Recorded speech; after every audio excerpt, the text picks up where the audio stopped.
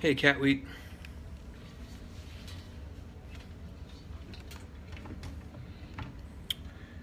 Hey, guys. Good evening. This is Tayyib Rashid signing on. It's a little late tonight, but I heard the news a little while ago about the attack in Westminster. According to the latest reports that I've read, I think it's 19 people have been killed, and somewhere north of 50 have been injured. Apparently there was at least one, maybe two suicide bombers. And I'm just speechless. I just don't know how I don't know what goes through people's minds. These monsters, I really don't understand. And whether it's, these monsters who would commit these acts here in the West, or the drone attacks in Pakistan and other places around the globe. Okay, it happened in Manchester. Okay. Well, if it happened in Manchester, then obviously some of the reports have been incorrect. So thank you for correcting me on that, if that's the case. But I think, the important thing here is that we need to recognize that this thing is not going to go away by itself. Every time something like this happens, every time there's innocent loss of life, loss of innocent life, excuse me, and every time there's, more hue and cry about terrorism, I think we need to come to terms with the fact that our war on terror has resulted in actually more terrorism than before. It kind of goes back to the fact that prior to 2003 in Iraq there were 0 suicide bombings. And since the Iraqi government was destroyed and the Iraqi infrastructures was completely destroyed, there have been something, it's a ridiculous amount. It's like over 3,000 suicide bombings in and around Iraq alone. And so while we continue to hear this rhetoric about terrorism and how to combat terrorism, we got to come to terms with the fact that we cannot continue to justify our approach any longer. Because what we're doing is we're making a bad situation worse. And as I think about what's happened this weekend, and it's really, I hate to say it, but I'm not surprised that this attack took place, mainly because think about what has happened in the last 24 hours. We have sold or agreed to sell $350 billion worth of arms to a state that is currently committing essentially genocide against its neighboring state. We have given $350 billion, or agreed to give $350 billion. $110 billion of that goes into effect immediately to Saudi Arabia. And Saudi Arabia is in the process right now of essentially committing genocide against the Yemenis people. When will it stop? I think we need to be honest with ourselves and recognize that we are contributing to this problem. Our government is contributing to this problem. And while nothing justifies this, nothing, not at all, I wholeheartedly condemn it. I think we're fooling ourselves if we think that this is just isolated and these people just quote unquote hate us for our freedom. This is a sickness. There's a sickness that we're partially responsible for. Eddie, that's fine. I I respect your opinion. They did it because that's what Islam is in the Quran. That's how Muhammad practiced Islam. That is completely false. Nothing could be further from the truth.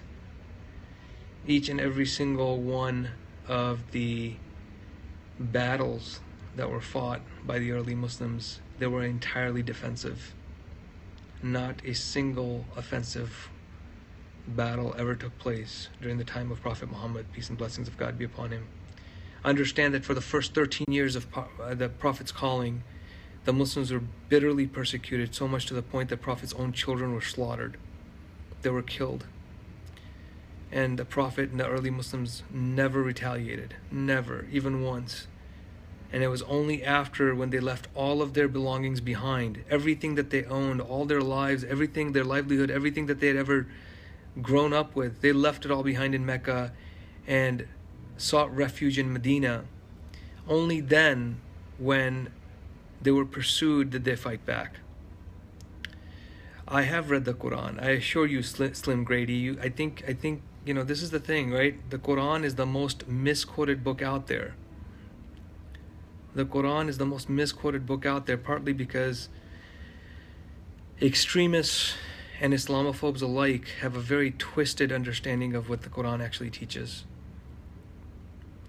And fact of the matter is that for any one of those verses that you can cite that talks about fighting, if you just read it, read a few passages before, read a few passages after, you'll come to understand that they're all defensive. And in the Holy Quran, I mean, you can name a verse. In the Holy Quran, it clearly says that permission to fight is given to those against whom war is made, because they have been wronged, and God has power to help them. He's talking about those people who've been driven out of their homes only because they said their Lord is Allah. So, defensive war is permitted only when it is waged against a people, and it's waged against a people when those people say that our Lord is one God, and for that they're persecuted and they're killed. That is the only circumstance under which Islam requires the believers to fight back.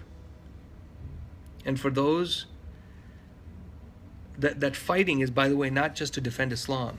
It is to defend freedom of religion. It is not the Holy Quran. You can go look it up right now. The Quran requires, I believe this is chapter 240 and 41. It says that if God had not repelled some men by means of others, surely the churches and the synagogues and the cloisters and the mosques would all have been crumbling down.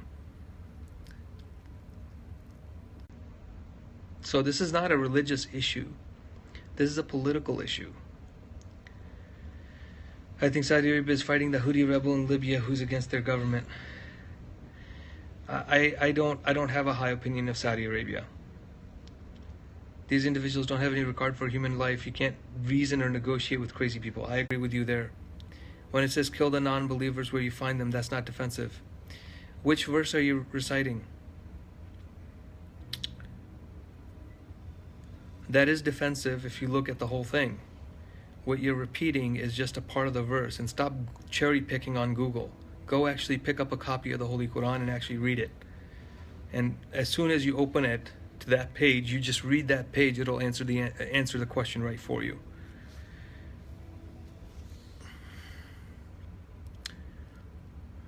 I think until and unless we start valuing human life equally across the globe, I think we're going to continue to see this. Do you think there's any solution to these acts of terrorism? Governments are not taking action. I think the solution, atheist humanists here to build bridges. Thank you very much, Star Collector. But to answer your question, Sophia, I think, first and foremost, I think we need to recognize that we need to come to terms with the fact that ever since we started this quote-unquote war on terror, that there has actually been more terrorist attacks and more people have been killed as a result of it. Yes, there have been terrorist attacks in the West, But for every one terrorist attack in the West, there's probably been 500 or 1,000 in Muslim nations whose governments have been toppled and whose infrastructure has been completely destroyed. I agree that we shouldn't have funded Saudi Arabia any further, but what stops these radicals from killing? Understand that Saudi Arabia is the hub of extremism. Wahhabism is the extremist ideology that breeds terrorism. The brand of Islam that is practiced by the royal Saudi family and Saudi Arabia and that part of the world is Wahhabism. And it is Wahhabism and these royal Saudis that are funding these madrasas and these extremist camps where these terrorists are recruited and then they are armed and then they go and do about their thing. It's not the chicken or the egg problem, not at all. That's not at all. The problem is that we are very quick to put sanctions on those nations with whom we do not agree with economically. But those nations that we have an economic interest, we continue to support them, we continue to fund them, we continue to give them arms and sell them arms, regardless of the fact that they have an atrocious human rights record, as is the case with Saudi Arabia right now. If Saudi Arabia was not economically aligned to what we want, or what I would say as our government wants, because I'm sure the American people, if they look into this, there's a lot of Americans who are aware of the hypocrisy of our own government by funding and doing business with Saudi Arabia. The average citizen would never support it. I think that's what we need to recognize, is that we continue to contribute to this problem.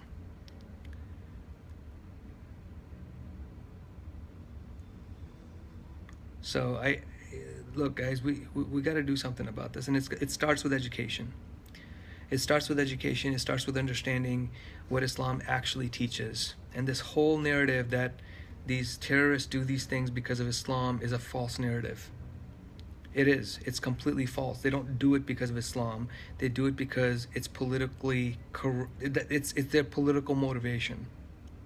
These atrocities are driven entirely by politics and greed. Until we come to terms with that and we start framing the problem in that manner, we will continue to experience these kind of horrific acts. I mean, the data just doesn't support it. The data just doesn't support the idea that our war on terror has actually made the situation better. It's actually totally the opposite. Our war on terror has made the situation worse. They're not Slim Grady. You're not listening to me. They're not following the teachings of Prophet Muhammad, peace and blessings of God be upon him. Prophet Muhammad, peace and blessings of God be upon him, never killed a single man. Let alone he never hurt anyone, never killed anyone, never ordered anybody unless it was in a defensive war. Never ever was there any kind of an offensive action taken. You're listening to me, but you're not paying attention to what I'm saying. Go to MuslimsForPeace.org. Go to MuhammadFactCheck.org. MuhammadFactCheck.org. If you go to my website, go to themuslimmarine.com and look up Muhammad Fact Check, and you'll find the information there. I assure you, everything that you've heard negative about Prophet Muhammad, peace and blessings of God be upon him, is all propaganda against his holy character. Prophet Muhammad, peace be on him, is recognized as the greatest lawgiver that mankind has ever seen. Thomas Jefferson admired Prophet Muhammad, peace and blessings of God be upon him.